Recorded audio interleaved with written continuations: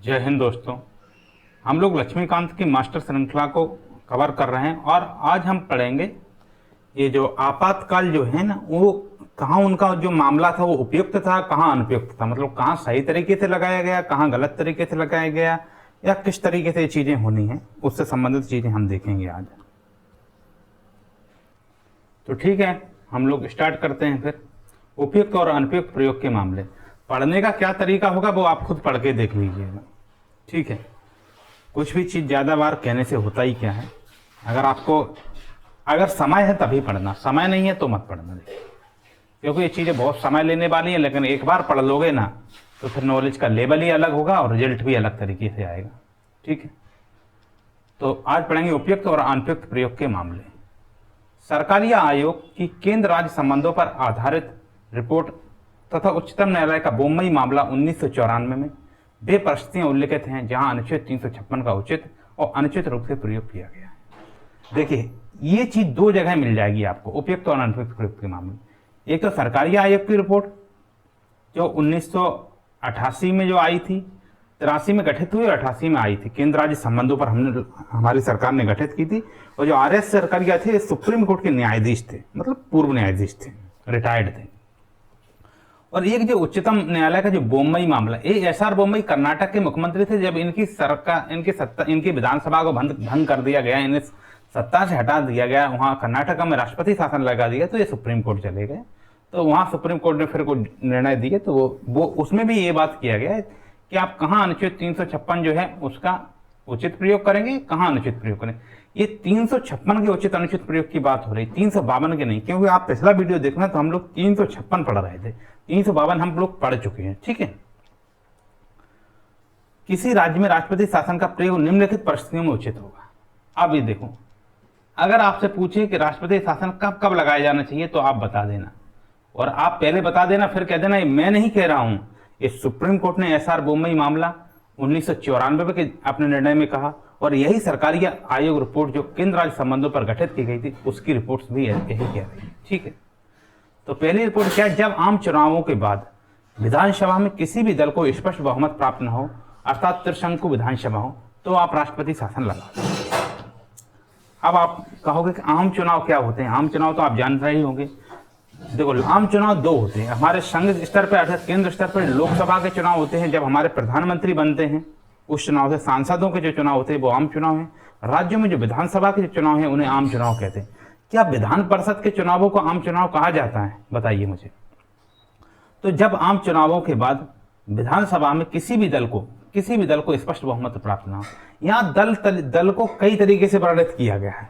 एक तो किसी भी दल, मतलब बीजेपी या कांग्रेस, RJD और समाजवादी पार्टी को नहीं प्राप्त है, या फिर उसके अलावा फिर देखेंगे चलो दल को प्राप्त नहीं है, किसी दलों के समूह को प्राप्त हो, NDA को प्राप्त हो, या फिर कई दल मिलकर लड़ रहे हो, जैसे RJD और कांग्रेस मिलकर लड़ रहा है। इस प्रकार से जब कई दल मिलकर लड़ रहे हैं उन्हें प्राप्त हो। जब उन्हें प्राप्त नहीं होगा, फिर हम लोग देखते हैं कि उन्हें प्राप्त नहीं तो उनके साथ कोई ऐसा हो जो उनके साथ सरकार बना रहा हो लेकिन उनसे संबंधित नहीं हो। जैसे कभी कभी जो है, भले वो विपक्षी विपक्षधार, कभी कभी देखो BSP और BJP ने भी सरकार बना ली थी, तो इस प्रकार से हो। या फिर कोई ऐसा हो तो जो सरकार के बाहर से रहकर समर्थन करना चाहता हो। कभी देखो, बाहर से रहकर समर्थन पता कौन करता है, BJP और कांग्रेस ही बाहर से रहकर ज्यादातर समर्थन करते हैं। क्योंकि ऐसा हुआ था, जब BJP वाली सरकार गिराना हो तो कांग्रेस किसी दूसरी सरकार को बाहर से समर्थन कर देती है, पर उसमें जा नहीं सकती, क्योंकि ये अपनी बड़ी पार्टी तो होती है। आप सरकार में जाने की इच्छा नहीं हो तो कहेंगे भाई आप सरकार बनाइए, हमारा समर्थन आपके साथ। तो इस तरीके से ये चीजें होती हैं। तो आप समझिए, किसी भी दल को स्पष्ट बहुमत प्राप्त न हो। तो आप एक बात बताइए मुझे, ये जो राष्ट्रपति शासन की बात कर रहे हैं, ये राष्ट्रपति शासन किस आर्टिकल में है। तो जब देखो, ये आर्टिकल है 356 का 1। इसमें पता क्या लिखा है, इसमें लिखा है यदि राष्ट्रपति को यह संतोष हो जाए कि राज्य में शासन संविधान के अनुरूप नहीं चलाया जा सकता, तो वह राष्ट्रपति शासन लागू कर सकता है, ठीक है। अब जब सरकार ही नहीं बन सकता तो संविधान के अनुसार शासन कौन चलाएगा, राज्यपाल को सलाह कौन देगा। अच्छा, राज्यपाल को सलाह देता है कौन देता है, मंत्रिपरिषद देती है। क्या राज्यपाल को सलाह मंत्रिपरिषद अनुच्छेद 74 के तहत देती है? नहीं, अनुच्छेद 74 के तहत मंत्रिपरिषद सलाह राष्ट्रपति को देती है, और वो संसद जो केंद्रीय मंत्रिपरिषद होती है, राज्य की मंत्रिपरिषद अनुच्छेद 163 के तहत सलाह राज्यपाल को देती है। तो एक बात है, ठीक है। तो ऐसा कभी हुआ तो मैं बता रहा हूं, उत्तर प्रदेश में 1996 में, उत्तर प्रदेश में जब 1996 में चुनाव हुए तो चुनाव के बाद किसी दल को स्पष्ट बहुमत नहीं मिला, तो वहां हंग असेंबली हो गई। जब किसी को स्पष्ट बहुमत नहीं मिला तो हंग असेंबली हो गई। तो राज्यपाल ने कई दलों से कहा कि आप भैया आप सरकार बनाओ, जैसे कि मैं बता रहा था, आप बना लो, आप नहीं बनाओगे तो कई दल मिलकर बना लो। अरे भाई सरकार में नहीं आना तो सरकार के बाहर से समर्थन करके बना दो। जब किसी ने नहीं बनाया, राज्यपाल ने कई दलों से सरकार बनाने का प्रयास करवाया, लेकिन असफल रहे। अंततः अनुच्छेद 356 के तहत वहां राष्ट्रपति शासन लागू हो गया। तो इसका मतलब ये है कि जब संविधान सभा में, जब विधानसभा में, संविधान सभा नहीं, अभी तक हम लोग संविधान सभा ही पढ़ते आ रहे हैं, तो अभी भी संविधान सभा विधानसभा की जगह मुंह से निकल रहा है। तो जब विधानसभा में स्पष्ट बहुमत ना हो तो संविधान का अनुच्छेद 164 कहता है कि 164 का 1, ठीक है, कहता है कि मुख्यमंत्री वही बन सकता है जिसे विधानसभा का विश्वास प्राप्त हो। क्योंकि 164 के 1 में ये लिखी है कि मुख्यमंत्री तो वही बन सकता है जिसे विधानसभा का विश्वास प्राप्त हो, जो सामूहिक रूप से विधानसभा के प्रति उत्तरदायित्व हो, वही मुख्यमंत्री बन सकता है। अगर कोई भी दल विश्वास नहीं दिखा पाता तो सरकार का गठन असंभव होता है। तो सरकार का गठन कैसा होता है? असंभव होता है।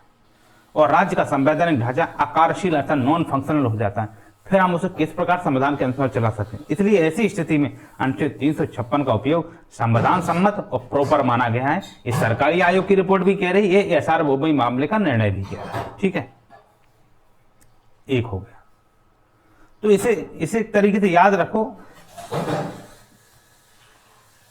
अब हम दूसरी लाइन पे चलते हैं। भाई जब बहुमत प्राप्त दल सरकार बनाने से इंकार कर दे और राज्यपाल के समक्ष विधानसभा में स्पष्ट बहुमत वाला कोई गठबंधन ना हो, मतलब ऐसा होता है जब बहुमत प्राप्त दल इंकार कर दे और राज्यपाल के, एक बात बताएं, अगर ये बहुमत प्राप्त दल की बात कर रहे हैं तो फिर कोई दूसरा दल ऐसा हो ही नहीं सकता जो सरकार बना सकते हैं, क्योंकि बहुमत प्राप्त दल, हमारे यहाँ बहुमत प्राप्त दल का मतलब पता क्या है? बहुमत प्राप्त दल का है यदि कोई विधानसभा 100 सीटें हैं तो जिसको 51 मिला है वो बहुमत प्राप्त दल है। तो फिर बाकी के पास 49 होगा और सरकार बनाने के लिए 51 की आवश्यकता होती है, तो कभी नहीं बन सकता। हाँ, ऐसा हो सकता है कि जब कोई बड़ा दल, जैसे मान लो ऐसा है अभी, जैसे क्या अभी सबसे बड़ा दल हमारे जैसे मतलब केंद्र में देखते हैं, जैसे आप केंद्र में कहा देख रहे हैं, बिहार में देखिए ना, बिहार में देखिए तो सबसे बड़ा दल संभवतः आरजेडी है। आरजेडी सबसे बड़ा दल है, उसके बाद बीजेपी है, उसके बाद जेडीयू है। अब आरजेडी का हम सरकार नहीं बनाएंगे और बना भी नहीं सकते क्योंकि उनके पास बहुमत नहीं है, तो बीजेपी और जेडीयू सरकार बना लेते हैं। और जब बीजेपी के साथ नहीं बनती है नीतीश कुमार की, तो वो आरजेडी के साथ सरकार बना लेते हैं। जबकि ये दोनों बड़े दल है, आरजेडी और बीजेपी। जेडीयू इनसे छोटा दल है आज की डेट में, जहां तक मुझे अनुमान है इस प्रकार से।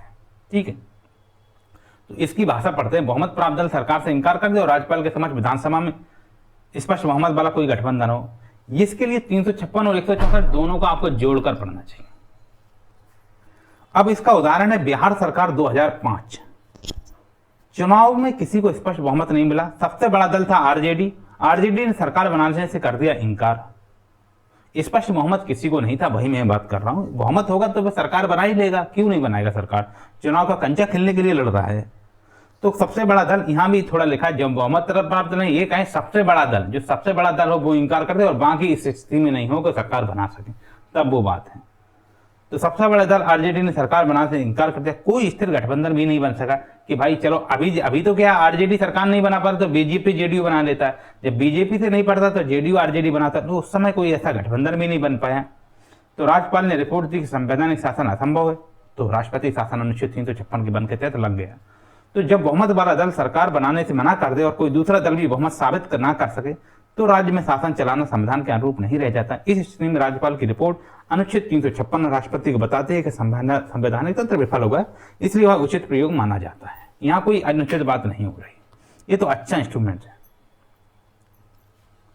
अब हम आते हैं 3 नंबर पे, तीसरे पॉइंट पे अब हम लोग चलते हैं। तीसरा पॉइंट पता क्या कह रहा है, इसे सही कर लेते हैं। तीसरा पॉइंट कह रहा है जब मंत्री पद त्याग पत्र दे दे। ठीक है, मंत्री परिषद ने दे दिया त्याग पत्र और अन्य कोई दल सरकार बनाने का इच्छुक ना हो अथवा स्पष्ट बहुमत के अभाव में सरकार बनाने की अवस्था में ना हो। मतलब मंत्री परिषद ने त्याग पत्र दे दिया कि भाई हम नहीं बन रहा है उनका, आपस में जोड़ तोड़ के अगर बनाए होंगे तो कहां से मंत्री परिषद बाद में इस्तीफा दे देता है, कई बार दे देता है। तो अन्य कोई दल सरकार बनाने का इच्छुक ना हो अथवा स्पष्ट बहुमत के अभाव में सरकार बनाने की अवस्था में ना हो। ऐसा हुआ कर्नाटक में 1977 का बताते हैं। मुख्यमंत्री थे देवराज उर्स, तो देवराज उर्स ने दे दिया इस्तीफा। अब कोई भी दल आगे नहीं आ रहा कि हम सरकार बनाएंगे। राज्यपाल ने केंद्र सरकार को रिपोर्ट भेजी, सरकार यहाँ नहीं बन सकती कर्नाटक, तो वहां राष्ट्रपति शासन लागू हो गया। तो यही बात है। इसके लिए आपको अनुच्छेद 164 का 1 नहीं, इसके लिए पढ़ना पड़ेगा अनुच्छेद 164 का 2। 164 के 2 में ऐसा क्या लिखा है? 164 के 2 में लिखा है मंत्रिपरिषद सामूहिक रूप से विधानसभा के प्रति उत्तरदायी होती है। अनुच्छेद 356 के यदि यह उत्तरदायित्व टूट जाए तो संवैधानिक तंत्र विफल माना जाएगा। मंत्रिपरिषद होती है विधानसभा के प्रति उत्तरदायी, और यदि उत्तरदायित्व टूट जाएगा तो संवैधानिक तंत्र विफल माना जाएगा। अब मुख्यमंत्री ने दे दिया इस्तीफा। मुख्यमंत्री होते हैं सदन के नेता।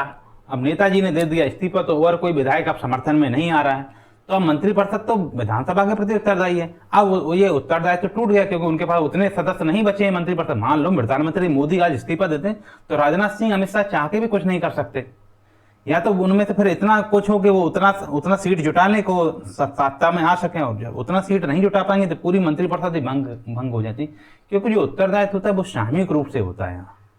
ठीक है, ये बात अनुच्छेद 164 का 2 हम इसलिए पढ़ रहे हैं। 356 का बंद तो हम इसलिए सब में ही पढ़ेंगे क्योंकि उसी के तहत तो राष्ट्रपति शासन लगना है, पर विविधता 164 से आएगी, 164 के 2 से आएगी। तो ठीक है, इतना आप समझ में। मतलब संविधान कहता है कि राज्य में शासन काउंसिल ऑफ मिनिस्टर्स के माध्यम से चलेगा, ये अनुच्छेद 163 कहता है। अगर मंत्रिपरिषद ही ना हो और कोई नया दल ना बने तो संवैधानिक प्रशासन वैक्यूम में चला जाता है। मंत्रिपरिषद की सलाह से ही राज्यपाल कार्य करेंगे, अनुच्छेद 163 में कह रहा है, और सामूहिक रूप से विधानसभा के प्रति उत्तरदायी होते ही 164 के 2 में कह रहा है। ठीक है, ये बात है। इसलिए राष्ट्रपति शासन लगाना वास्तविक संवैधानिक उपाय होता है। ठीक है, मतलब 164 का बंद कहता है मुख्यमंत्री वही बन सकता है जो विधानसभा का विश्वास प्राप्त हो। अब चलते हैं हम आगे। कहां चलते हैं? यहां पे यदि राज्य सरकार ये लेते हैं केंद्र के किसी संवैधानिक निर्देश को मानने से इंकार कर दे, ऐसा भी हुआ था हमारे यहाँ। कहाँ की राज्य सरकार ने कह दिया था कि हम नहीं मानेंगे, तो इसके लिए संबंधित अनुच्छेद 365 है। 365 में ये प्रावधान है। 365 जो है ये प्रकीर्ण में आ जाता है, भाग 19 में प्रकीर्ण में। ठीक है, तो 365 में क्या है? 365 इसके लिए जिम्मेदार 365 कहता है यदि कोई राज्य केंद्र सरकार के किसी संवैधानिक निर्देश का पालन नहीं करता तो यह माना जाएगा कि उस राज्य में संविधान का पालन नहीं हो रहा। और संविधान और राज्य और केंद्र सरकार निर्देश कैसे देती है? अनुच्छेद 256 और 257 के तहत राज्य को निर्देश देती है। ठीक है, ये था पंजाब में 1987 की बात है।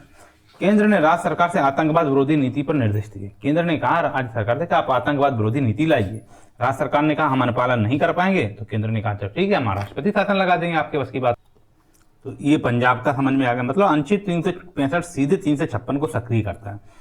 एक तरीके से समझ ले, आपने कभी 11-12 में उत्प्रेरक या कैटालिस्ट कभी पढ़ा होगा, तो 365 356 के लिए कैटालिस्ट की तरह काम करता है। और क्यों करता है तो आप ऐसे याद रख सकते हैं, कैटालिस्ट की तरह काम करता है। 365 में 3 6 5 है, 356 में 3 5 6। जब इसका 5 इधर आ जाए और इसका 6 इधर चला जाए तो ये क्या हो जाएगा? 365 356 बन जाता है। तो 365 356 के लिए कैटालिस्ट की तरह काम करता है। ठीक है, मतलब यदि कोई राज्य केंद्र के संविधान सम्मत आदेशों की अवहेलना करे तो यह संविधान की अवज्ञा मानी जाती है।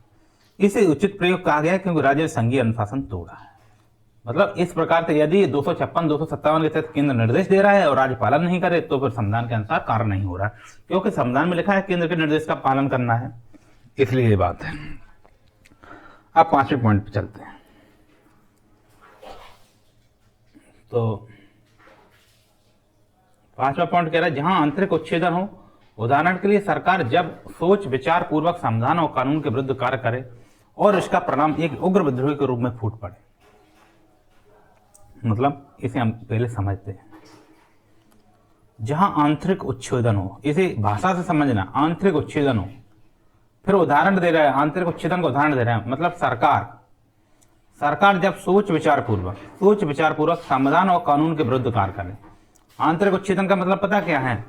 जब ममता बनर्जी की सरकार जानबूझ के मोदी जी की आज्ञा का पालन नहीं कर रही है, मतलब मोदी जी की आज्ञा नहीं, केंद्र सरकार के निर्देशों का पालन नहीं कर रही है, और इसका परिणाम एक विद्रोह के रूप में फट, और इसकी वजह से, इस लापरवाही की वजह से पता क्या हो जाए, अभी ममता जी भी मोदी जी की बात नहीं मान रही, तो उससे संविधान वहां राष्ट्रपति शासन नहीं लगता है। उसका कारण है कि उनके आज्ञा न मानने से कोई बड़ा विद्रोह नहीं हो जाता। लेकिन इसमें पता क्या करें, और इसका परिणाम एक उग्र विद्रोह के रूप में फट पड़े तो वहां राष्ट्रपति शासन लगेगा।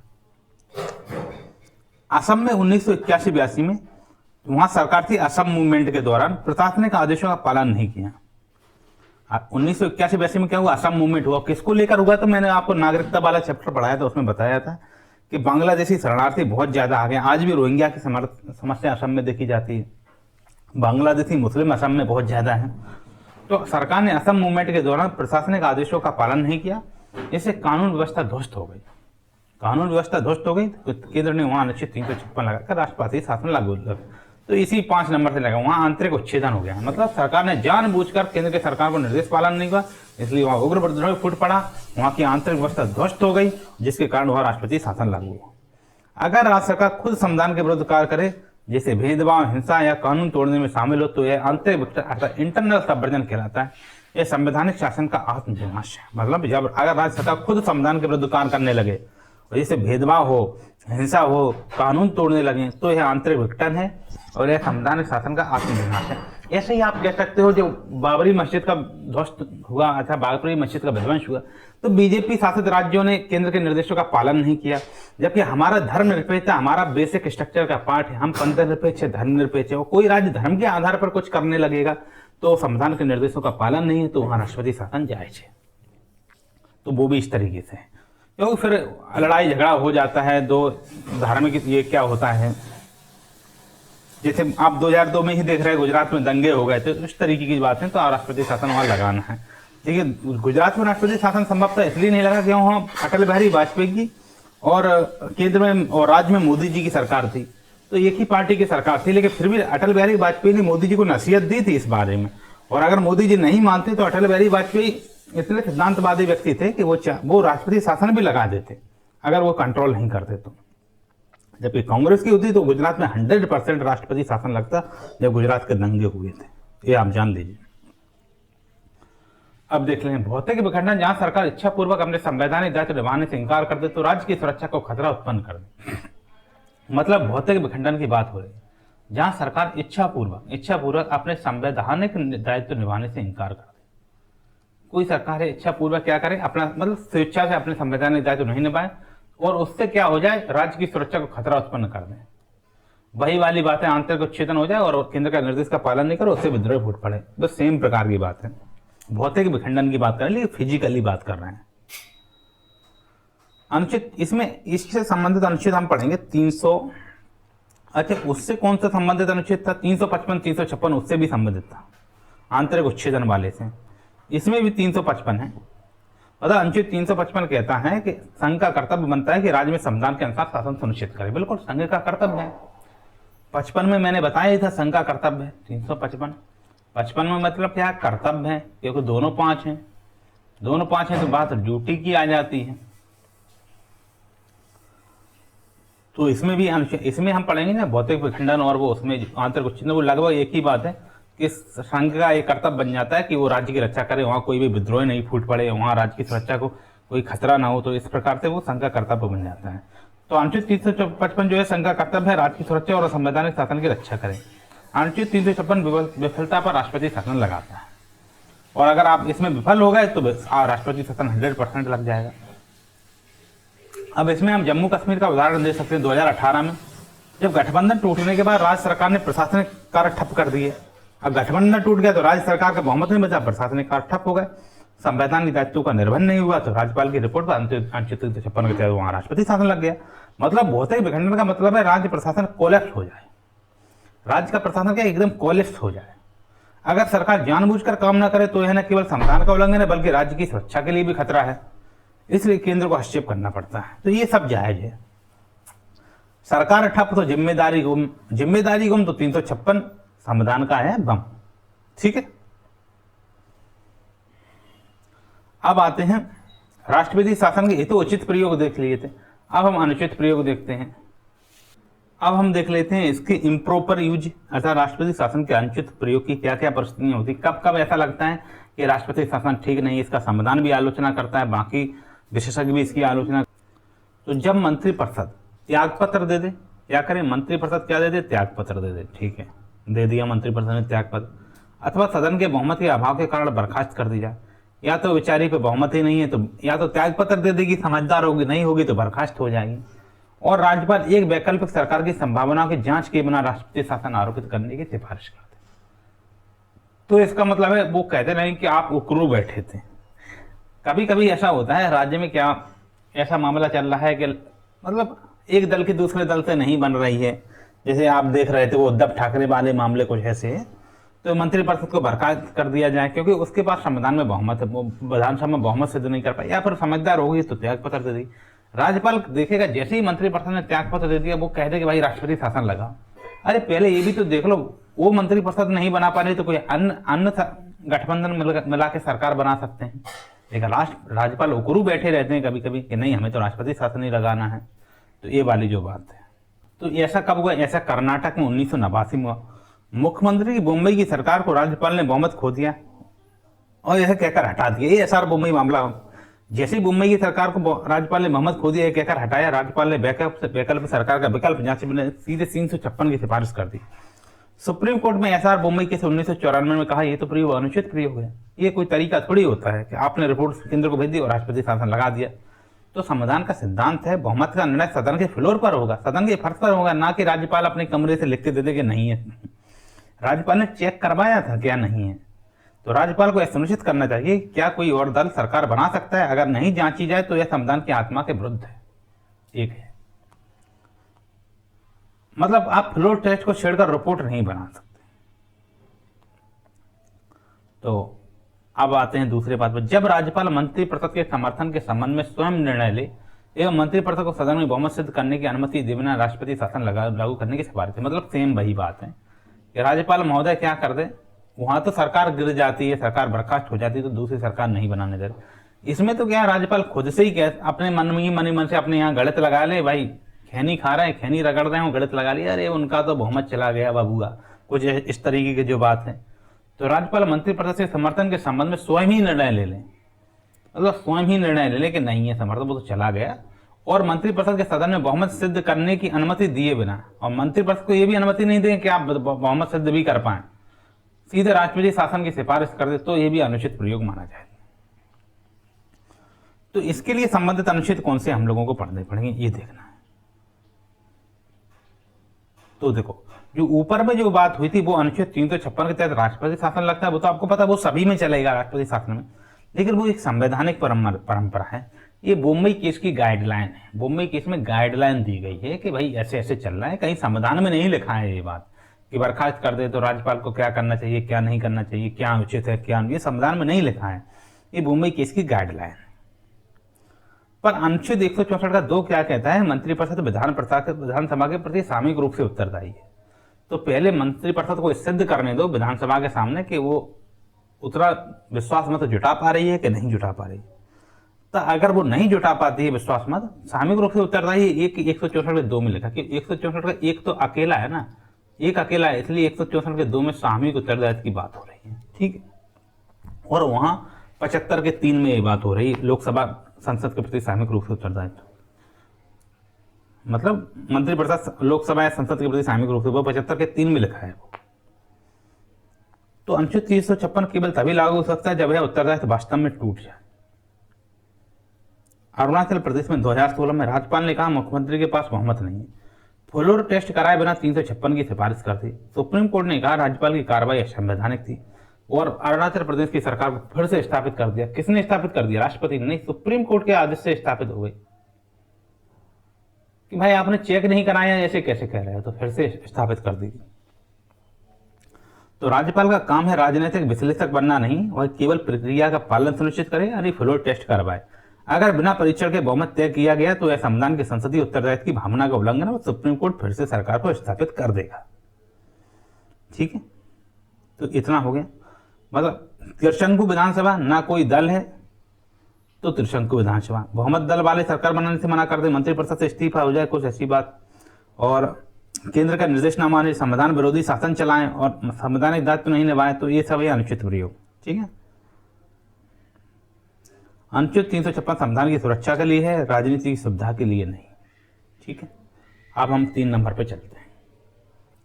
तो जब विधानसभा में बहुमत प्राप्त दल अर्थात लोकसभा के आम चुनाव में भारी हार का सामना करे, जैसा कि 1977 तथा 1980 में होगा, मतलब ऐसा होता है जैसे मान लो आपके यहाँ मध्य प्रदेश में बीजेपी की सरकार है, और लोकसभा के चुनाव में बीजेपी हार जाए, दूसरा दल सरकार में आ जाए। अब वो कहे भाई बीजेपी तो लोकसभा चुनाव में हार गई, तो मध्य प्रदेश में सरकार क्यों रहेगी, वहां भी हटाई जाए सरकार। तो सुप्रीम कोर्ट कह रहा है कि भाई ये क्या पागलपन, विधानसभा का चुनाव अलग हो रहा है, लोकसभा का अलग चुनाव हो रहा है, आप लोकसभा के चुनाव के आधार पर यह तय कर रहे हैं कि वो भाई बहुमत में नहीं हो, जनता उनके समर्थन में नहीं है। तो ऐसा 1977 और 1980 में हुआ भी था। 1977 में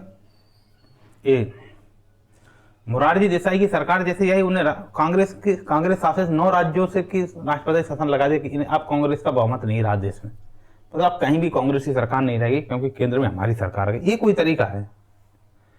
जब आपकी सरकार राज्यों में थी, जब कांग्रेस की सरकार केंद्र में थी, तो उसे भी तो राष्ट्रपति शासन लगा देना चाहिए। फिर 1980 में इंदिरा गांधी आई, उनने भी जैसे का तैसा किया, उनने भी गैर कांग्रेसी 9 राज्यों की सरकार में राष्ट्रपति शासन लगा दिया। तो ये बात है, इसमें उन लोगों की गलती नहीं है। देखो क्या होता है, हर चीज, हर परंपराएं, हर चीज समय के साथ होती हैं। आज जो व्यवस्था है उसमें भी देखो सुधार की बात हो रही है। सुप्रीम कोर्ट कह रहा है कि आप भी, राज्यपाल और राष्ट्रपति भी समय के साथ निर्णय करें।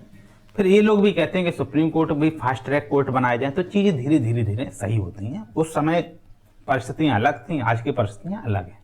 तो आज की दृष्टि से हमें गलत लग सकता है, उस समय वो चीज सही लग रही होगी। ठीक, हर समय के साथ इंटरप्रिटेशन, सुप्रीम कोर्ट की भी इंटरप्रिटेशन एक ही मामले को लेकर हमें अलग अलग होती है।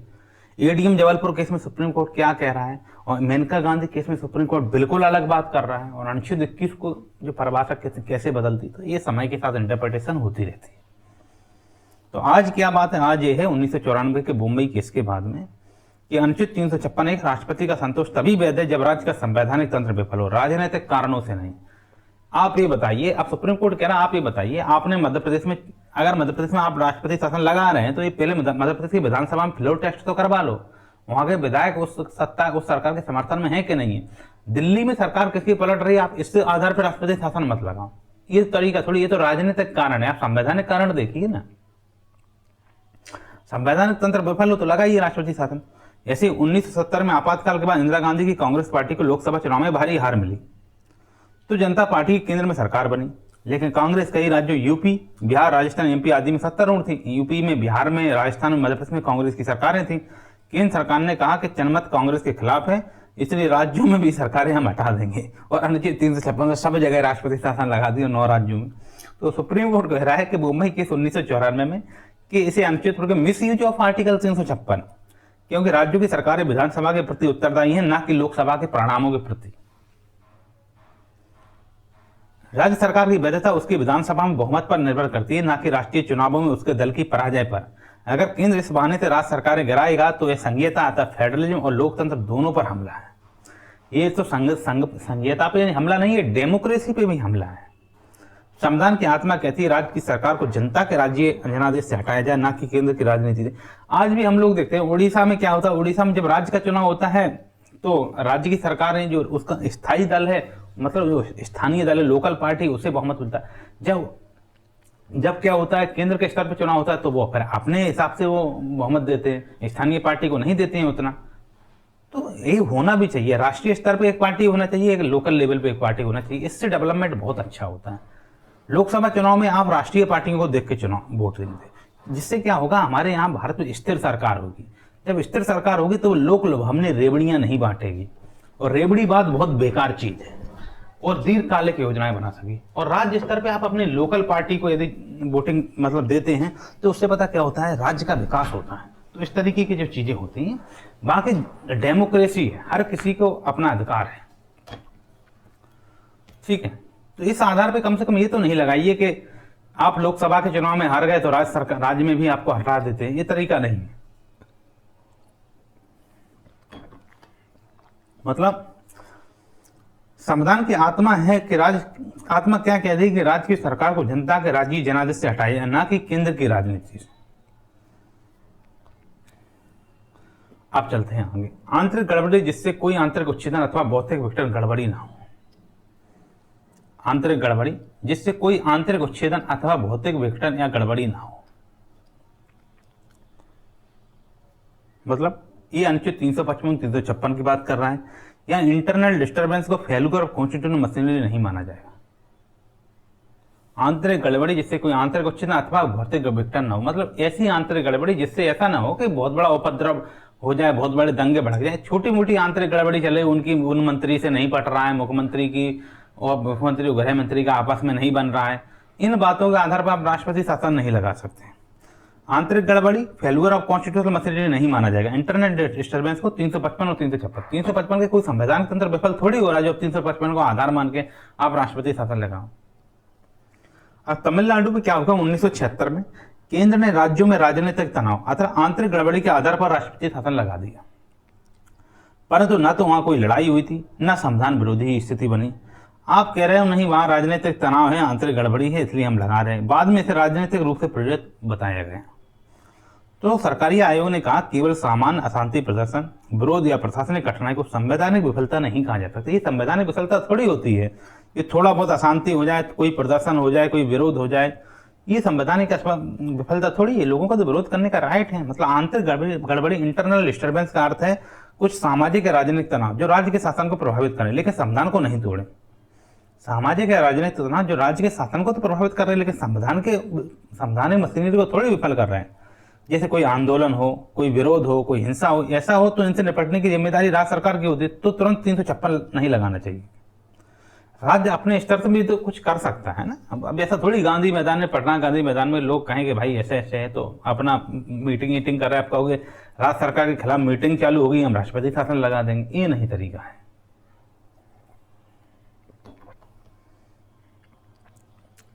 एक तो राज्यों में कुशासन अथवा मंत्रिपरिषद के विरुद्ध भ्रष्टाचार के आरोप अथवा राज्य में वित्तीय संकट हो। जैसे राज्य में कुशासन अथवा मंत्रिपरिषद के विरुद्ध भ्रष्टाचार के आरोप में आप कहीं मतलब कोई मंत्रिमंडल में कोई भ्रष्टाचार हुआ तो उस पर आप राज्य में वित्तीय संकट, राज्य में थोड़ा बहुत पैसे की कमी है, इस आधार पर आप राष्ट्रपति शासन नहीं लगा सकते हैं। अगर कोई मंत्री भ्रष्टाचार कर लेगा तो वहां की राज्य सरकार को गिरा देंगे आप। नहीं भाई, भ्रष्टाचार एक अलग चीज है। अनुच्छेद 356 केवल संवैधानिक विफलता की स्थिति में है, ना कि राजनीतिक या प्रशासनिक विफलता। वहां भ्रष्टाचार हो रहा है तो वो तो प्रशासनिक विफलता है। राज्य में वित्तीय संकट है तो वित्तीय विफलता, वहां संवैधानिक विफलता थोड़ी है। मतलब 356 का एक कह रहा है केवल संवैधानिक विफलता की स्थिति में होता है, ना कि राजनीतिक या प्रशासनिक विफलता। हरियाणा में 1979 में राज्य में वित्तीय अनियमितताएं और भ्रष्टाचार के आरोप लगे। मतलब वित्तीय संकट मतलब वित्तीय अनियमितताएं, भ्रष्टाचार हुआ तो भ्रष्टाचार के आरोप लगे। केंद्र ने अनुच्छेद 356 लागू कर दिया कि वहां भ्रष्टाचार हो रहा है, राष्ट्रपति शासन लगा दो। परंतु विधानसभा अभी भी कार्यशील थी, विधानसभा तो काम कर रही थी। बाद में इसे अनुच्छेद 80 कहा गया। एसआर बोमई 1994 के मामले में कहा गया कि भ्रष्टाचार, अकुशल प्रशासन या आर्थिक संकट संवैधानिक विफलता नहीं है भाई, वो प्रशासनिक विफलता है। तो कुशासन मिस गवर्नेंस का अर्थ होता है प्रशासनिक या नैतिक विफलता, लेकिन संविधान का संचालन फिर भी संभव है। अनुच्छेद 356 का उद्देश्य सरकार बदलना नहीं बल्कि संविधान बचाना है।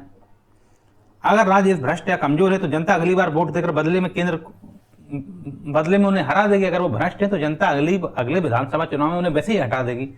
केंद्र सरकार को राष्ट्रपति शासन लगाने की क्या आवश्यकता है, इस प्रकार की बात है। देखिए अगर ऐसे ऐसे लगा रहे तो हमारा भारत संघीय नहीं रह सकता है।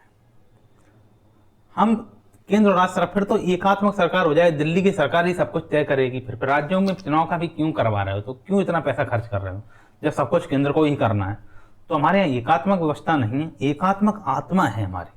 हमें मिलके चलना है, साथ में रह के काम करना है, साथ साथ चलना है, कोऑपरेट सहयोगी संघवाद है। ये थोड़ी केंद्रीकरण हो जाए हर चीज का। अब किसी गांव में कहाँ हो रहा है तो केंद्र उतनी अच्छी नीति नहीं बना सकता किसी गांव विशेष की। केंद्र बहुत बड़ी बड़ी अंतर्राष्ट्रीय स्तर की चीजें देख लेगा, केंद्र किसी गांव की चीज नहीं देख सकता। किसी गांव में क्या हो रहा है वो वहां की लोकल गवर्नमेंट ही देख सकती है। अब अगले 66वें नंबर पॉइंट पे, जहां राज्य सरकार को अपनी गलती सुधारने के लिए पूर्व चेतावनी नहीं दी गई हो, केवल उन मामलों को छोड़कर जहां स्थितियां विपत्तिकारक घटनाओं में परिवर्तन होने वाली हों, मतलब जहां राज्य सरकार को अपनी गलती सुधारने के लिए पूर्व चेतावनी नहीं दी गई हो, केवल उन मामलों को छोड़कर जहां स्थितियां विपत्तिकारक या घटनाओं में परिवर्तित होने वाली हैं। मतलब इसे समझते हैं। अनुच्छेद 356 आप 55 पढ़िए आप, उसमें कह रहा है केंद्र का दायित्व है राज्य की रक्षा करे और संविधान के पालन को सुनिश्चित करे, और इसी आधार पर राष्ट्रपति शासन 356 से लगता है। और 365 भी लगता है, केंद्र के निर्देशों का पालन नहीं होता तब 365 से, जब राज्य की रक्षा और संविधान का पालन सुनिश्चित ना हो तब 355 से लगता है। ठीक है, और निर्देशों का पालन नहीं होगा तो 365 से लगता है। ठीक है, लेकिन लगाया जाता 356 से ही है। वो 355 से लग रहा है कि 365 से लग रहा है, ये डिसाइड किया जाता है, तो लगेगा 356 से ही। तो केरल में 1959 में पहला अनुचित प्रयोग हुआ, इसका पहला अनुचित प्रयोग हुआ। केंद्र ने पहली बार राज्य सरकार एम नंबूदरीपाद की कम्युनिस्ट सरकार को बर्खास्त कर दिया। केंद्र की सरकार ने राज्य सरकार, जैसे एम नंबूदरीपाद की कम्युनिस्ट सरकार थी, मतलब लेफ्ट की पार्टी जो थी, उसे बर्खास्त कर दिया। परंतु न तो पहले चेतावनी दी, ना ही उसका कोई विकल्प बताया। बाद में सरकारी आयोग ने कहा यह तो गलत तरीका था। मतलब जहां राज्य सरकार को अपनी गलती सुधारने का मौका ही नहीं दे, उन्हें कोई चेतावनी नहीं दो, केवल उन मामलों को छोड़कर जहां स्थितियां बहुत ही ज्यादा विपत्तिकारक हो सकती हैं, तो वो बात अलग है कि उन्हें चेतावनी दे देंगे तो बहुत विपत्ति आ जाएगी, तब बात अलग है। नहीं तो सामान्यतः ऐसा नहीं होता है, तो ये गलत तरीका है। संविधान का सिद्धांत है संघीय सहयोग, कोऑपरेटिव फेडरलिज्म। मतलब पहले केंद्र को राज्य को लिखित चेतावनी देनी चाहिए कि वह अपनी भूल या विफलता सुधार ले। अगर राज्य फिर भी नहीं सुधरे तभी अनुच्छेद 356 लगाया जाए। यह नीति संघीय सौजन्यता अर्थात फेडरल कोर्ट से कहलाती है। पहले चेतावनी फिर कार्रवाई, यही संविधान की मर्यादा है। ठीक है, अब आते हैं 7 नंबर के पॉइंट में। तो आप कभी अगर ये मेंस में ये बहुत अच्छे उपयोग में इनका हम कर सकते हैं मेंस में। जहां सत्ताधारी दल के अंदर की परेशानियों को सुलझाने के लिए अथवा किसी के बाह्य अथवा असंगत उद्देश्य के लिए शक्ति का प्रयोग संविधान के विरुद्ध किया जाए। जहां सत्ताधारी दल के अंदर की परेशानियों को सुलझाने के लिए अथवा किसी के बाह्य अथवा असंगत उद्देश्य के लिए ऐसी शक्ति का प्रयोग संविधान के विरुद्ध किया जाए। मतलब अनुच्छेद 356 क्या कह रहा है, इस शक्ति का प्रयोग संवैधानिक कारण से होना चाहिए, ना कि राजनीतिक सुविधा से। ठीक है, 74 के वन में कह रहा है कि राष्ट्रपति मंत्रिपरिषद की सलाह पर कार्य करेगा, अर्थात यह शक्ति केंद्र सरकार की होती है पर दुरुपयोग नहीं होना चाहिए। पर क्या है, यह शक्ति केंद्र सरकार की शक्ति है पर दुरुपयोग नहीं होना चाहिए। उत्तर प्रदेश में 1998 में क्या हुआ, राज्य में उसी दल के अंदर कलह, बीजेपी में विद्रोह हुई। 1998 में राज्य में उसी दल के अंदर कलह मच गया, मतलब बीजेपी में विद्रोह होने लगे। केंद्र ने अनुच्छेद 356 लगाने की सिफारिश की, लेकिन राज्यपाल ने खुद समाधान निकाली और राष्ट्रपति शासन नहीं लगाया गया। तो पार्टी के अंदर की कलह संवैधानिक विफलता नहीं है। मतलब केंद्र की बीजेपी, मतलब आज की योगी सरकार अगर केंद्र की मोदी सरकार के मतलब उनका नहीं बने, आपस ही में मतलब कलह हो जाए, तो वहां राष्ट्रपति शासन नहीं लगाया जा सकता। लगा सकते हैं पर वो नैतिक नहीं है। ठीक है, अनुच्छेद 356 का उद्देश्य राजनीतिक सफाई करना नहीं है। अगर कोई दल अंदर से टूटा है तो यह राजनीतिक समस्या है, संवैधानिक समस्या नहीं है। इसे राजनीतिक हथियार की तरह इस्तेमाल करना संघवाद की भावना के विरुद्ध है। ठीक है, तो राष्ट्रपति शासन का मूल है अनुच्छेद 356। संघ का कर्तव्य है अनुच्छेद 355 से कि राज्यों में संविधान का पालन करवाए, और संविधान का पालन नहीं कर पाता है, राज्य की सुरक्षा नहीं कर पाता, तो राष्ट्रपति शासन लग जाएगा। 365 अगर मैं कह रहा केंद्र के निर्देशों का पालन नहीं होता तो भी राष्ट्रपति शासन लग जाएगा।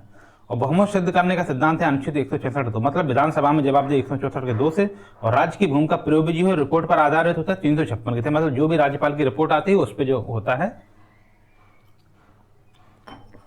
मतलब लोकसभा में हार हुई 356, तो ये गलत है। साधारण गड़बड़ी पर 356 ये गलत है। कुशासन में भ्रष्टाचार पर 356, तो ये भी गलत है। चेतावनी के बिना 356 गलत है। कोई दल के अंदर ही विवाद हो रहा है, बीजेपी में ही विवाद हो रहा है, तो 356 गलत है। ठीक है, अनुच्छेद 356 कोई राजनीतिक हथियार नहीं है, बल्कि एक संवैधानिक उपचार है, कॉन्स्टिट्यूशनल रेमेडी है, कोई राजनीतिक हथियार नहीं है, जो तभी प्रयोग होता है जब राज्य की व्यवस्था पूरी तरह टूट जाए। इसे संविधान का ब्रह्मास्त्र कहा जाता है, पर इसका उपयोग तभी उचित है जब अन्य सभी उपाय विफल हो जाए। ठीक है, ये बात है। अब हम पढ़ेंगे आगे वित्तीय आपातकाल। तो अब हम लोग क्या करेंगे, वित्तीय आपातकाल के बारे में पढ़ लेंगे। आपको पता ही होगा कि वित्तीय आपातकाल अनुच्छेद 360 से लगता है, तो इसकी उद्घोषणा के आधार एक हेडिंग है, उसे समझते हैं। अनुच्छेद 360 राष्ट्रपति को वित्तीय आपात की घोषणा करने की शक्ति प्रदान करता है। तो 360 ऐसी शक्ति किसको प्रदान करता है, तो राष्ट्रपति को प्रदान करता है। यदि वह संतुष्ट हो कि ऐसी स्थिति उत्पन्न हो गई, कौन संतुष्ट होगा? राष्ट्रपति संतुष्ट होंगे कि ऐसी स्थिति उत्पन्न हो गई जिसमें भारत अथवा उसे किसी क्षेत्र की वित्तीय स्थिति अथवा प्रत्यय खतरे में है। भारत की, या तो पूरे भारत की, या भारत के किसी क्षेत्र विशेष की वित्तीय स्थिति खतरे में, या उसका प्रत्यय खतरे में है, अर्थात क्रेडिट वगैरह जो होते हैं वो खतरे में है, क्रेडेंशियल बोलते हैं। ठीक है, ये बात है। तो इसका संबंधित अनुच्छेद 360 है। 360 पता क्या कर रहा है? यदि राष्ट्रपति को ऐसा संदेश हो कि भारत या उसकी किसी बाकी वित्तीय स्थिरता या साख को बोलते हैं क्रेडिट, खतरे में हो तो वह वित्तीय आपात की उद्घोषणा कर सकता है। 1991 में आर्थिक संकट आया जब भारत का विदेशी मुद्रा भंडार मात्र 3 सप्ताह के आयात तक सीमित रह गया। उस समय सरकार ने IMF की सहायता ली। हालांकि वित्तीय आपात को घोषित नहीं किया, परंतु स्थिति अनुच्छेद 360 के थ्रेशोल्ड तक पहुंच गई थी, मतलब स्थिति वहां तक टच कर गई थी। ठीक है, तो अब आपको पता होना चाहिए, जब हमने IMF की बात की है और विदेशी सहायता की बात की है, तो हम अब जब किसी देश से केंद्र सरकार विदेशी सहायता लेती है, संघ हमारी संसद केंद्र सरकार, तो 292 के तहत विदेशी सहायता लेती है। जो हमने IMF से ले, वर्ल्ड बैंक से ले, वो आर्टिकल 292 के तहत लेते हैं। और राज्य सरकारें जब लोन लेती हैं तो वो 293 के तहत लेती हैं। लेकिन 292 और 293 में अंतर ये है कि 293 क्या होता है, आपको भारत के सीमा तक ही, मतलब ये भारत है उसके मैप तक ही आपको सीमित कर देता है। कुल मिला के ये बात हो रही, भारत के मैप तक ही आपको सीमित कर देगा। यहाँ खैर बन नहीं रहा है, आप ये समझ जाइए कि भारत के मैप तक आपको क्या कर देता है, सीमित कर देता है। ये जो बात हो, ठीक है, मतलब यह अनुच्छेद कहता है कि अगर देश की आर्थिक रीढ़ टूटने लगे, जैसे बैंकिंग का ढांचा डगमगाने लगे, सरकारी कर्मचारियों को वेतन ना दे सके हम लोग, वित्तीय साथ क्रेडिट रेटिंग हमारी गिर जाए, कोई हमें ऋण नहीं दे, हमारी क्रेडिट गिर जाए, तो राष्ट्रपति वित्तीय आपातकाल घोषित करता है। यह राजनीति आपात नहीं है बल्कि आर्थिक ICU है, जहां केंद्र सरकार को पूरे देश की आर्थिक नब्ज संभालनी होती है। इसका मतलब पता क्या है? इसका मतलब ये है, हम वित्तीय आपातकाल से क्या उखाड़ लेंगे, वित्तीय आपातकाल कर देंगे। वित्तीय आपातकाल से पता क्या होगा, जो भी हम लोग खर्चे कर रहे हैं अपने सरकार का, जैसे हमारी सरकार क्या है, 30 लाख करोड़ हमारा, जैसे हमारी इनकम है सरकार का, हम 32 लाख करोड़ हमारा एक्सपेंडिचर है। हम एक्सपेंडिचर को घटा के क्या करेंगे, 15 लाख करोड़ कर देंगे। कैसे कर देंगे? जो भी मतलब जिन भी कर्मचारी हैं उनकी सैलरी को आवश्यकता के अनुसार कम कर देंगे। ठीक है, सैलरी को कम कर देंगे। इसलिए अब हम जैसे मान लो किसी की सैलरी 50,000 रुपए है, तो वो क्या कर रहा है, 20,000 25,000 खर्च करता है, 25,000 बचाता है। तो कोशिश करेंगे, ऐसा करेंगे उसे 30,000 ही दो, 5,000 बचा लेगा, 25,000 खर्च कर लेगा। इस तरीके से मतलब उसका जीवन यापन भी चलता रहे, थोड़ा बचत कम होगा, ताकि देश को फिर से बहाल किया जा सके। सैलरी को कम कर देंगे। आप रोड बोर्ड बना रहे हैं तो उन्हें थोड़ा रोक देंगे कि अभी रहने दो, अभी खर्चा मत करिए। तो इस तरीके से खर्चों को कम करने के लिए वित्तीय आपातकाल लगा देते हैं। और कोई भी वित्तीय आपातकाल में क्या होता है, जैसे मान लो कोई राज्य बहुत पैसा वाला है तो उसे भी रोक देंगे, भाई आप पैसा वाले तो आप अपना पैसा इधर लाओ। केंद्र का नियंत्रण हो जाएगा उनकी भी। ये नहीं है कि भाई बिहार मान लो गरीब स्टेट है, यूपी गरीब स्टेट है, तमिलनाडु कर्नाटका बहुत पैसा वाले हैं, केरला पैसा वाले, उधर के साउथ के स्टेट पैसे वाले हैं, गुजरात पैसा वाला, तो वो लोग भरपूर खर्चा कर रहे, वो तो बिहार में गरीबी है, ऐसा नहीं हो सकता, क्योंकि भारत राज्यों का संघ है। ठीक है, आपको पता होना चाहिए। तो 38वें संशोधन अधिनियम 1975 में कहा गया कि राष्ट्रपति की वित्तीय आपातकाल की घोषणा करने की संतुष्टि अंतिम और निर्णायक है। 38वें संशोधन अधिनियम 1975 में क्या कहा गया, तो इसे याद रखना। 1975 का 38वां संशोधन अधिनियम, इसे याद रखना। ये कह रहा है कि राष्ट्रपति जो है ना, उनकी वित्तीय आपातकाल की घोषणा करने की संतुष्टि, उनकी संतुष्टि कैसी है, अंतिम है और निर्णायक है। मतलब वो किसी की नहीं मानेंगे। अगर उन्हें लगा कि वित्तीय आपातकाल लगाएंगे तो लगाएंगे, कोई पैदा नहीं हुआ जो हमें रोक सके, तथा किसी भी न्यायालय में किसी भी आधार पर प्रश्न योग्य नहीं है। किसी भी न्यायालय में किसी भी आधार पर प्रश्न नहीं कर सकते कि उन्होंने क्यों लगाया। परंतु 44वें संशोधन के माध्यम से 1978 में इस प्रावधान को समाप्त कर दिया और क्या कहा, राष्ट्रपति की संतुष्टि न्यायिक समीक्षा से परे नहीं है। अर्थात राष्ट्रपति की संतुष्टि को न्यायालय में जवाब देना होगा राष्ट्रपति को भी कि उन्होंने ऐसा क्यों किया था। ये नहीं कि राष्ट्रपति का मन था तो कर दिए, ऐसे नहीं होता है। ठीक है, ये 44वां संशोधन 1978 से हुआ। इंदिरा गांधी पूर्ण तरीके से न्यायपालिका को बाईपास करना चाहती थी,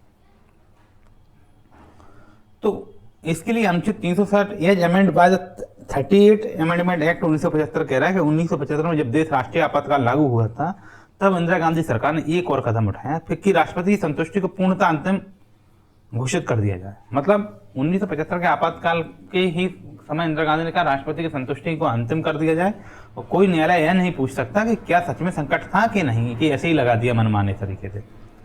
यह संशोधन क्या था? अत्यधिक केंद्रीकरण की प्रतीक था। इससे राष्ट्रपति यानी व्यावहारिक रूप में केंद्र सरकार, राष्ट्रपति किसके सिफारिश पर काम करता है? केंद्र सरकार की सिफारिश पे। तो व्यावहारिक रूप में कहो तो केंद्र सरकार देश की वित्तीय स्थिति के नाम पर किसी भी समय आपातकाल लागू कर सकती थी और कोई अदालत इसमें हस्तक्षेप नहीं कर सकती। इससे तो न्यायाधीशों का भी वेतन कम हो सकता है। ये जुडिशियल इम्यूनिटी क्लॉज था। परंतु 44वें संशोधन अधिनियम 1978 में इस प्रावधान को समाप्त कर दिया गया और इसे न्यायिक समीक्षा से परे नहीं बताया। ये न्यायिक समीक्षा से परे नहीं है। ये तो जनता पार्टी की सरकार ने इंदिरा एक की अति शक्तियों को सीमित किया। अब राष्ट्रपति की संतुष्टि न्यायालय द्वारा समीक्षा की जुडिशियल रिव्यूएबल हो गई। मतलब अब कोर्ट पूछ सकता है कि वाकई वित्तीय संकट में था। यह लोकतंत्र की रक्षा का निर्णायक कदम था।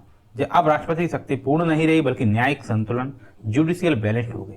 अनुच्छेद 360 का दुरुपयोग संभव है क्योंकि सुप्रीम कोर्ट यह जांच सकता है कि आपातकाल का कारण वास्तविक था या नहीं। उसका दुरुपयोग असंभव है, संभव नहीं, असंभव है। दुरुपयोग नहीं कर सकते। सुप्रीम कोर्ट में जुडिशियल रिव्यू हो जाएगा मिस्टर, ठीक है, और जुडिशियल रिव्यू से वो रद्द भी कर सकता है। ठीक, कई बार देखना होगा राष्ट्रपति शासन लगा दिया, सुप्रीम कोर्ट ने कहा ये तो गलत तरीके से लगाए हैं और राष्ट्रपति शासन को खत्म कर दिया। तो कुछ ऐसी बात यहाँ पे हो रही है, ठीक है। अब हम पढ़ेंगे संसदीय अनुमोदन और समय अवधि के बारे में कि संसद कब कब अनुमोदन कर सकती है, क्या समय अवधि की बात होगी, इस तरह की बात हम पढ़ेंगे। संसदीय अनुमोदन एवं समय अवधि, ठीक है। तो ये है अनुमोदन, ये रही समय अवधि। तो वित्तीय आपात की घोषणा को घोषणा तिथि के 2 माह के भीतर संसद की स्वीकृति मिलना अनिवार्य है। देखो, 2 माह के भीतर संसद की स्वीकृति मिलना अनिवार्य है। ये राष्ट्रपति शासन में भी 2 माह का ही उल्लेख है, जबकि आपातकाल 352 में 1 माह की बात कही गई है, ठीक है। मतलब अनुच्छेद 360 का 2 का ये कह रहा है प्रत्येक ऐसी घोषणा को 2 माह के भीतर संसद की स्वीकृति मिलना चाहिए, ठीक है। मान लो राष्ट्रपति ने 1 जनवरी को वित्तीय आपात घोषित किया तो 1 मार्च तक संसद को इसे स्वीकृति करनी ही होगी। 1 जनवरी से 1 फरवरी, 1 फरवरी से 1 मार्च, 2 महीना पूरे हो गए। यहां तक इसे संसद की स्वीकृति लेना ही होगा, अन्यथा यह अपने आप समाप्त हो जाएगा। और यही राष्ट्रपति शासन में 2 माह है, जबकि वित्तीय राष्ट्रपति का राष्ट्रीय आपातकाल 352 के तहत लगता है, वो भी पहले 2 माह था। 44वें संशोधन 1978 के माध्यम से उसे 1 माह कर दिया गया, ठीक है। और 352 के आपातकाल में क्या है? 352 के आपातकाल में 1 वर्ष में आप 1 वर्ष के लिए बढ़ाओ, फिर लगातार अनंत काल तक के लिए बढ़ाते रहो, इस प्रकार का प्रावधान है। जबकि राष्ट्रपति शासन को 1 बार में आप 6 महीने के लिए बढ़ाओ और फिर मैक्सिमम 3 साल के लाने बढ़ाओ। लेकिन 1 साल से बढ़ाने के लिए आपको निर्वाचन आयोग की कोई रिपोर्ट होना चाहिए या फिर पहले से ही जिसमें राष्ट्रीय आपातकाल लगा होना चाहिए, वहां चुनाव नहीं करा। जैसे हमने जम्मू कश्मीर में कई बार बढ़ाया है, पंजाब में बढ़ाया, क्योंकि निर्वाचन आयोग ने जम्मू कश्मीर में स्पष्ट कर दिया था कि अभी वहां चुनाव संभव नहीं, तो बढ़ सकता है, मैक्सिमम 3 साल हो सकता है, ठीक है। वो तो उनका हो गया। अब इनका देखते हैं, इनका भी 2 माह में आप संसद का स्वीकृति लेना है। मतलब 1 जनवरी को यदि राष्ट्रीय आपातकाल लगेगा तो 1 मार्च तक अनुमति लेना ही, नहीं लोगे तो फिर वित्तीय आपातकाल समाप्त हो जाएगा।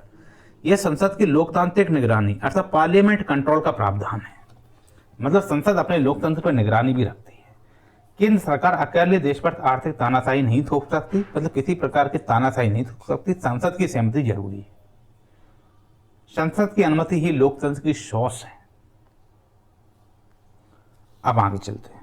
यदि वित्तीय आपातकाल की घोषणा करने के दौरान यदि लोकसभा विघटित हो जाए अथवा 2 माह के भीतर इसे मंजूर करने से पूर्व लोकसभा विघटित हो जाए, मतलब क्या, वो घोषणा हो नहीं पाई, लोकसभा विघटित हो गई, तो यह घोषणा पुनर्गठित लोकसभा की प्रथम बैठक के बाद 30 दिनों तक प्रभावी रहेगी।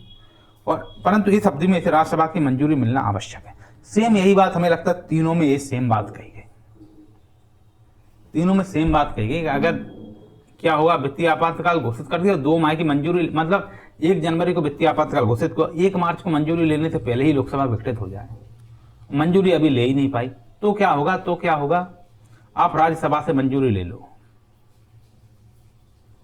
मतलब और जैसे ही राज्यसभा से मंजूरी, जब अगली लोकसभा आएगी तो उसकी प्रथम बैठक के बाद 30 दिनों तक ऐसी घोषणा प्रभावी रहेगी, परंतु इस अवधि में इसे राज्यसभा की मंजूरी मिलना आवश्यक है। मतलब अगली लोकसभा आएगी उससे 30 दिनों के अंदर आप मंजूरी लेना। नहीं, अगली लोकसभा ने 30 दिनों तक ऐसी कोई मंजूरी नहीं दी तो फिर वो घोषणा समाप्त हो जाएगी, वित्तीय आपातकाल समाप्त माना जाएगा। एक बार यदि संसद के दोनों सदनों से इसे मंजूरी प्राप्त हो जाए तो वित्तीय आपात अनिश्चित काल के लिए तब तक प्रभावी रहेगा जब तक इसे वापस ना लिया जाए। एक बार यदि संसद के दोनों सदनों से इसे मंजूरी प्राप्त हो जाए तो वित्तीय आपात का अनिश्चित काल के लिए तब तक प्रभावी रहेगा जब तक इसे वापस नहीं लिया जाए। यह दो बातों को इंगित करता है। मतलब इसमें क्या होता है, इसमें फिर बार बार अनुमति लेने की जरूरत नहीं होती है। इसमें ये कौन कौन सी दो बात, इससे अधिकतम समय सीमा निर्धारित नहीं की गई और इसे जारी रखने के लिए संसद की पुनः मंजूरी आवश्यक नहीं। ये बात आपको ध्यान रखना है। जबकि उनमें पुनः मंजूरी आवश्यक है। पहले वाले में पहले क्या होता था, राष्ट्रीय आपातकाल में भी सेम स्थिति यही थी, जब वो लगा नहीं था, लग गया तो फिर 44 संशोधन 1978 के माध्यम से चीजें सुधारी गई। ठीक है, राष्ट्रपति शासन में क्या 3 साल की लिमिट है। अनुच्छेद 360 का 2 का बी आप पढ़ो, उसमें यही बात लिखी है। मतलब अगर राष्ट्रपति ने आपातकाल घोषित किया और उसी बीच लोकसभा भंग हो गई जैसे 1977 में हुआ था तो स्थिति अजीब होगी। संसद की मंजूरी कौन देगा? इसलिए संविधान कहता है कि राज्यसभा इसको मंजूरी दे देगी, वो भी तो संसद का एक पार्ट है। और नई लोकसभा बनने के 30 दिन बाद उसे भी स्वीकृति देनी होगी, मतलब अगली लोकसभा को स्वीकृति देनी होगी। 1977 में सेम स्थिति बन गई थी, वो आपातकाल में नहीं, वित्तीय आपातकाल नहीं लगा था, वो दूसरा आपातकाल लगा था, पर स्थिति वही थी, सेम थी। ठीक है, यह व्यवस्था इसलिए है ताकि देश संसद विहीन स्थिति में भी असहाय न रहे। राज्यसभा एक परमानेंट हाउस है, वह अंतरिम रूप से आपातकाल की निरंतरता सुनिश्चित कर सकती है। एक बार यदि संसद के दोनों सदनों से इसे मंजूरी प्राप्त हो जाए तो वित्तीय आपातकाल अनिश्चित काल के लिए तब तक प्रभावी रहेगा जब तक इसे वापस नहीं लिया जाए। ये 360 का 2 का सी कह रहा है। 360 का 2 का बी, जैसे 360 है, 360 का जो 2 का बी है ये कह रहा है कि आप मंजूरी लो, लोकसभा नहीं है तो राज्यसभा से लो, तो राज्यसभा से लो। और 360 का 2 का सी कह रहा है कि एक बार मंजूरी ले ली ना तो बात खत्म, अब कभी नहीं मत लो। अब तक तो जब तक लगाना है लगा के रखो, जब तुम्हारी स्थिति सब ठीक हो जाए तो फिर दोबारा से बहाल कर देना। ठीक है, सी कह रहा है कि अब कोई टेंशन नहीं है। 2 का बी कह रहा है अगर लोकसभा नहीं है तो राज्यसभा से लो, जब लोकसभा आएगी तब देखेंगे, 1 महीने के अंदर ले लेना मंजूरी। हालांकि भारत में कभी ऐसा घोषित नहीं हुआ, पर कल्पना अगर हम करें तो अगर मान लो वित्तीय आपातकाल लागू होता है और संसद ने स्वीकृति दी तो यह इंडेफिनिट ड्यूरेशन, मतलब इमरजेंसी, मतलब जब तक राष्ट्रपति खुद इसे समाप्त नहीं करते हैं जारी रहता है। ठीक है, राष्ट्रीय और राज्य आपातकाल अनुच्छेद 352 और 356 हर 6 महीने में संसद की पुनः स्वीकृति से बढ़ाए जाते हैं, पर तो वित्तीय आपातकाल असीमित है। इसका मतलब है आर्थिक संकट जब तक राजनीतिक आपात से धीमा होता है, इसलिए संसद को बार बार इसे बढ़ाने की जरूरत नहीं होती। मतलब आर्थिक संकट जो है राजनीतिक आपात से कैसे वो धीमा होता है, इसलिए संसद को इसे बार बार बढ़ाने की जरूरत नहीं होती। ठीक है, मतलब ये है अगर 352 के तहत राष्ट्रीय आपातकाल लगे, 356 के तहत राज्य का आपातकाल लगे अर्थात राष्ट्रपति शासन लगे, तो आप क्या करिए, हर 6 महीने में मंजूरी लेते रहिए। राष्ट्रीय आपातकाल को आप अनंत काल तक बढ़ाइए, राष्ट्रपति शासन को मैक्सिमम 3 साल तक बढ़ा सकते हैं। और इसमें पता क्या, और इसमें पहली मंजूरी के लिए राष्ट्रीय आपातकाल में भी 2 महीना था, सब में 2-2 महीना में पहली मंजूरी लेना था 60 दिन के भीतर, लेकिन 44वें संशोधन 1978 के माध्यम से पहली मंजूरी राष्ट्रीय आपातकाल में 1 महीना कर दी गई। तो यह 2 बातों को इंगित करता है। एक तो इसकी अधिकतम समय सीमा निर्धारित नहीं की गई है, तो अधिकतम समय सीमा निर्धारित नहीं की गई हो, और इसमें जारी रखने के लिए संसद की पुनः मंजूरी आवश्यक नहीं होती। मतलब इसमें सीधा है, अभी तो लगा नहीं वित्तीय आपातकाल तो मूल प्रावधानों की तरह है, जब लगा ही नहीं है तो कब तक पुनः मंजूरी। जब जैसे 352 का आपातकाल हो उसमें सबसे ज्यादा सुधार क्यों हुआ, क्योंकि वो इंदिरा गांधी के समय में उसका दुरुपयोग हुआ था, तो 44वें संशोधन 1978 उसी की प्रतिक्रिया स्वरूप आया है। ठीक है, तो इसलिए उसने फिर वहां पे बहुत बदला, 2 महीना की जगह 1 महीना कर दिया उसे, जो बेसिक अनुमति होती है। और 6 महीने में तो खैर बढ़ाना है, वो मैक्सिमम अनलिमिटेड टाइम 10 साल 20 साल बढ़ाई जा सकती है आपातकाल। आप देखते हैं 1962 में आपातकाल लगा, 1968 में चला, 1971 में लगा, 1970 तक चला, और बीच में 1975 में दूसरा आपातकाल भी लग गया। पहले क्या होता है, 1962 में जब आपातकाल लगा चीन के युद्ध के कारण, तो 1965 में जब पाकिस्तान युद्ध हुआ तो वो आपातकाल पहले से चालू था, लेकिन वो युद्ध और बाह्य आक्रमण के आधार पर लगा। ठीक, बाह्य आक्रमण के आधार पर। 1971 का भी बाह्य आक्रमण के आधार पर लगा, लेकिन 1975 का दोबारा से इसलिए लगा क्योंकि वो आंतरिक अशांति के आधार पर लगा, इंटरनल डिस्टर्बेंस के आधार पर हुआ। तो उसका मतलब सेना से हटकर वो राजनीति में अंदर की तरफ आ गया। और अभी तक जो पुराने जो 2 आपातकाल लगे थे वो सेना को देख रहे थे, वो डिफेंस को देख रहे थे, वो रक्षा बजट को देख रहे थे, वो उन चीजों के लिए थे। तो इसके लिए 360 के 2 का सी आप सारा ले सकते हो। अनुच्छेद की बात करें तो इस मतलब संविधान की जो भविष्य दृष्टि है इसी अनुच्छेद में छपी है। आर्थिक संकट लंबे समय तक चल सकता है, इसके लिए वित्तीय आपात अथवा ओपन एंडेड मैकेनिज्म है। कैसा मैकेनिज्म है? ओपन एंडेड मैकेनिज्म है। राजनीतिक आपातकाल कैसे होते हैं? अस्थायी होते हैं, इसलिए उनका 6 महीने में उनका पुनः मंजूरी की आवश्यक होती है। लेकिन आर्थिक आपातकाल सुधार आने में समय लगता है, इसलिए इसे लंबे समय तक चलना चाहिए, परंतु यह राष्ट्रपति के और संसद के लोकतांत्रिक नियंत्रण में रहता है। ठीक,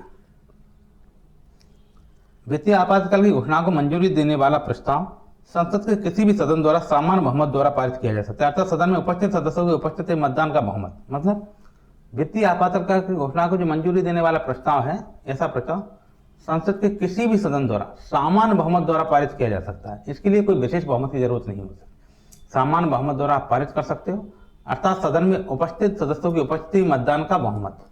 ठीक है। और राष्ट्रपति द्वारा किसी भी समय एक अनवर्ती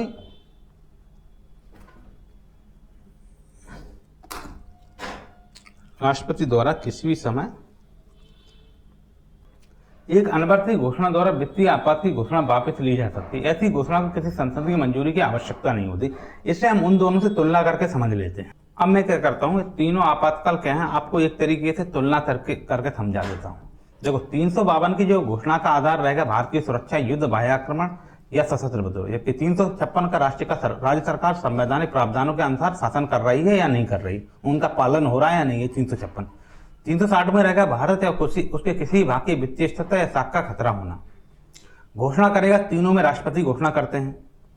संसद की स्वीकृति बात करेंगे तो इसमें जो 352 के तहत जो राष्ट्रीय आपातकाल होगा उसमें दोनों सदनों द्वारा विशेष बहुमत से 1 माह के अंदर स्वीकृति आवश्यक है। दोनों सदनों द्वारा विशेष बहुमत से, विशेष बहुमत का मतलब है उपस्थित तथा मतदान करने वालों को 2/3 तथा कुल सदस्य संख्याओं का बहुमत ए।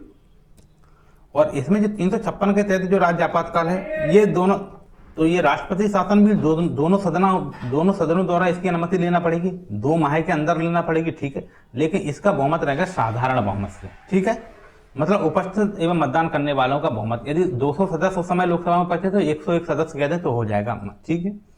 और वित्त आपातकाल ये भी दोनों सदनों द्वारा साधारण बहुमत से 2 माह के भीतर इसकी स्वीकृति अनिवार्य है। ठीक है, मतलब इन दोनों के लिए बहुत साधारण चीज, 2 माह के भीतर साधारण बहुमत है। जबकि राष्ट्रीय आपातकाल को 44 संशोधन 1978 के माध्यम से जटिल किया गया, इसे 1 माह के अंदर कर दिया गया। हालांकि पहले से विशेष बहुमत से तो पहले से भी होता था। और बहुमत का प्रकार की बात करें तो ये हो गया बहुमत का प्रकार, भाई विशेष बहुमत, कुल सदस्यता प्लस उपस्थित मतदान करने वालों का। अवधि की बात करें तो प्रारंभिक 6 माह तक लागू रहेगा।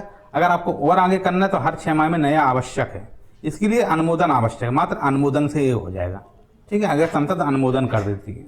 अनुमोदन एक साधारण बहुमत की तरह होता है। ठीक है, इसका भी प्रारंभिक 6 माह होता है। इसे अधिकतम 3 वर्ष तक बढ़ा सकते हैं राष्ट्रपति शासन को, लेकिन इसका विस्तार कुछ शर्तों पर ही इसका विस्तार संभव होता है। ठीक है, और उसे हम अनिश्चित काल तक जारी रख सकते हैं, उसकी कोई समय सीमा निश्चित नहीं है वित्त आपातकाल की।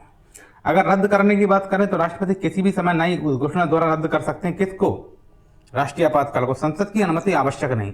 लेकिन 44वें संशोधन 1978 में जोड़ा गया, यदि लोकसभा कहती है राष्ट्रपति से कैसे रद्द करो तो राष्ट्रपति को रद्द करना पड़ेगा। ठीक है, और उसको रद्द करते हैं राष्ट्रपति किसी भी समय रद्द कर सकता है। उसको, किसको? राष्ट्रपति शासन को किसी भी समय, और उसको भी राष्ट्रपति किसी भी समय रद्द कर सकता है, पर उसमें कोई अनुमोदन आवश्यक नहीं। संसद के अनुमोदन की भी आवश्यकता नहीं है, न तो लागू करने में न रद्द करने में। एक बार बस साधारण बहुमत से चालू कर दिया वित्त आपातकाल, फिर उसमें कुछ भी नहीं करना है, और वो भी 2 माह के भीतर तुम्हें करना पड़ेगा। अनुमोदन एक बार लेना पड़ेगा 2 माह के भीतर बस। और नेक्स्ट समीक्षा की बात करें तो 44वें संशोधन के बाद राष्ट्रपति की संतुष्टि समीक्षा के अधीन है कौन?